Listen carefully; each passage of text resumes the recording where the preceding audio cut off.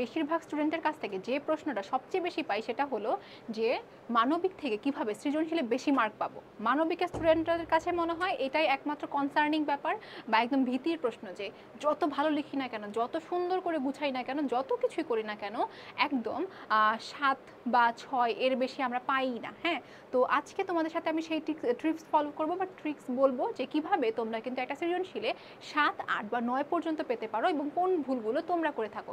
তো তোমাদের সাথে রয়েছে আমি জান্নাতুল ফেরদৌস দ্যুতি, বর্তমানে পড়াশোনা করছি ঢাকা বিশ্ববিদ্যালয়ের সমাজবিজ্ঞান বিভাগে।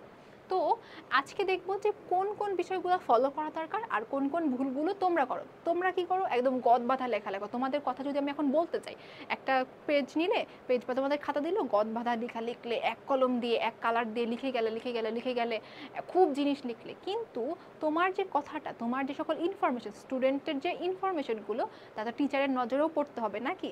তুমি যে লিখেছো, টিচার যদি 200 খাতা, 300 খাতা, 500 খাতা দেখে, তাহলে তোমারটা আলাদা কিভাবে করবে। তো তোমাকে সেই ওয়ে খুঁজে নিতে হবে যাতে তোমার খাতাটা অন্যদের থেকে আলাদা করা যায় বা ডিফারেন্সিয়েট করা যায়। হ্যাঁ, তার জন্য কি করতে হবে, তার জন্য তোমাদের মেইন কাজ যেটা প্রথম, সেটা হলো লেখা পরিষ্কার পরিচ্ছন্ন রাখা।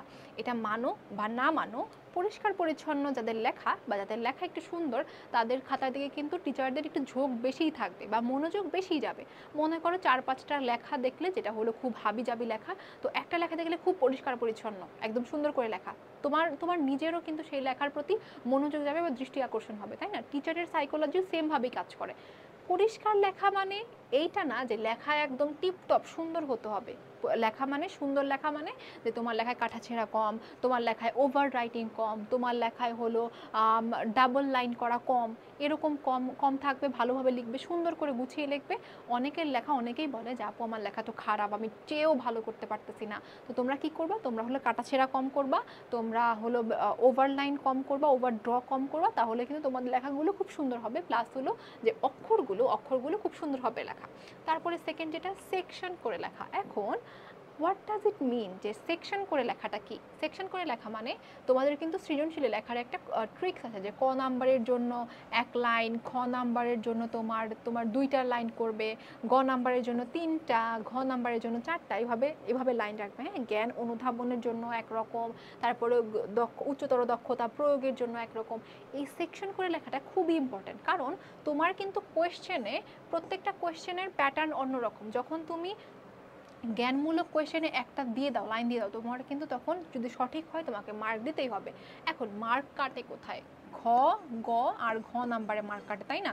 এখন তুমি ঘ নাম্বারে মনে করলে প্রথমে জ্ঞানমূলক উত্তর দিয়ে দিলে, তারপর তুমি অনুধাবন দিয়ে দিলে, তারপর তুমি প্রয়োগ করলে, তারপর তুমি উচ্চতর দক্ষতা দিলে, তোমার 4টা টপিকই তুমি করেছো। তোমার মার্ক কাটার জায়গাটা আসলে কোথায় থাকে না, কিন্তু তোমাকে কিন্তু 9 দিতে সে বাধ্য যদি তুমি ভালো করে লিখতে পারো। হ্যাঁ, তারপরে আমাদের যেটা আসে সেটা হলো যে, সেটা কি, সেটা হলো পয়েন্ট করে লেখা। পয়েন্ট করে লেখার বিকল্প আমি বলবো কিছুই নেই।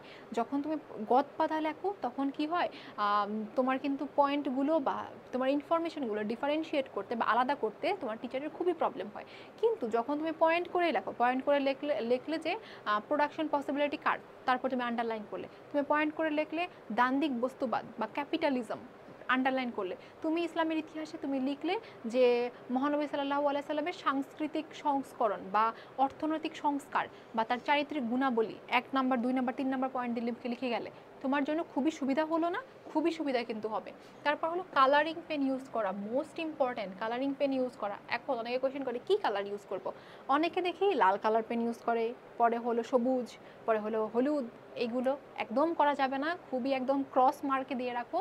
তোমার তুমি ব্লু পেন ইউজ করতে পারো, কিন্তু লাল পেন একদমই না। তুমি জেল পেনও ইউজ করতে পারো ব্লু, কিন্তু জেল পেন ইউজ করা আমি বলবো যে খুব বেশি কি হবে না যে মানে সুদূর প্রসারী চিন্তা ভাবনা হবে না, কারণ খাতা যদি অনেক সময় ভিজে যাওয়ার পসিবিলিটি থাকে তখন কিন্তু তোমার জেল পেনগুলো ছড়িয়ে যাবে। হ্যাঁ, তারপরে হলো ইনফরমেশন অ্যাড করা, তোমার যাতে খাতাটা ইনফরমেটিভ হয় সব সময়, এটা খুবই গুরুত্বপূর্ণ। এটা এত গুরুত্বপূর্ণ যে can not be describe in word, এভাবে যেন কখনো তোমার লেখা না হয়। হ্যাঁ, তো যে তুমি কোনটা কেন ইম্পর্টেন্ট যদি বলা হয় এটা কেন গুরুত্বপূর্ণ, তো অনেকের কোয়েশ্চেন থাকে যে এটা খুব গুরুত্বপূর্ণ, এত গুরুত্বপূর্ণ যে যেটা ভাষায় বর্ণনা করা যায় না, এর গুরুত্ব অপরিসীম। এরকম জানি কখনো তোমার লেখা না হয়, ইনফরমেশন জানি অ্যাড থাকে, তোমার ব্যক্তির নাম বা তারপর সাল বা থিওরি দেওয়ার ক্ষেত্রে ব্যক্তির নাম, সাল, তারপর কত সালে দিয়েছে, কোন বইয়ে প্রথম এসেছে, এগুলো যাতে খুব ভালো করে ইউজ করা থাকে। আর একটা স্পেশাল এডিশন, সেটা হলো উত্তর শেষ করা। হ্যাঁ, অনেকে করে কি, অনেকের মাঝখানে এই বদ অভ্যাসটা দেখেছি মোস্ট অফ দ্য স্টুডেন্টের ক্ষেত্রে, যে তোমরা উত্তর শেষ করো না। 7টা অ্যান্সার করতে হবে, 5টা অ্যান্সার করে, লাস্টের গ ঘ দিতে পারে না। কেন, কি করো তোমরা আসলে যে গ ঘ দিতে পারে না? টাইম ম্যানেজমেন্ট আগে করবে, টাইম ম্যানেজমেন্ট কীভাবে করতে হবে সেটাও পরবর্তী কোনো ভিডিওতে বলবো। কিন্তু উত্তর যাতে শেষ হয়, যাতে শেষ করে আসতে পারো, কোনো প্রশ্ন যাতে খালি না থাকে, এটা যাতে সবচেয়ে ভালো করে মনে রাখবা। হ্যাঁ, তো এখন অনেকে এই যে নোট করা কীভাবে করা, এটা আসলে জানে না। তো এটা কিন্তু আমাদের একাডেমিক অ্যাক্সেলারেশন কোর্সে খুব ভালোভাবে বলে দেওয়া হয়েছে, কীভাবে নোট করতে হবে, নোট করার জন্য কীভাবে পড়তে হবে, টপিক ভিত্তিক পড়াশোনা কীভাবে করতে হবে, বোর্ড কোশ্চেন অ্যানালাইসিস কীভাবে করতে হবে, এগুলোও কিন্তু তোমার মার্কস পাওয়ার জন্য ইম্পর্টেন্ট। হ্যাঁ, এগুলো কিন্তু তোমাদের কী করে দেওয়া আছে, অলরেডি কোর্সে বলে দেওয়া রয়েছে। সুতরাং যারা এখনও কী করনি, তোমরা এনরোল করনি, ডেমো ক্লাস দেখে আসবে, ডেমো ক্লাসের লিঙ্ক দেওয়া থাকবে তোমাদের কিন্তু কমেন্ট বক্সে, ডেমো ক্লাস দেখবে এবং দেখে তোমরা এনরোল করে ফেলবে। তো আশা করি তোমরা বুঝতে পেরেছো। দেখা হচ্ছে পরবর্তী ক্লাসে ভিডিওতে, সেই পর্যন্ত ভালো থাকবে। আসসালামু আলাইকুম।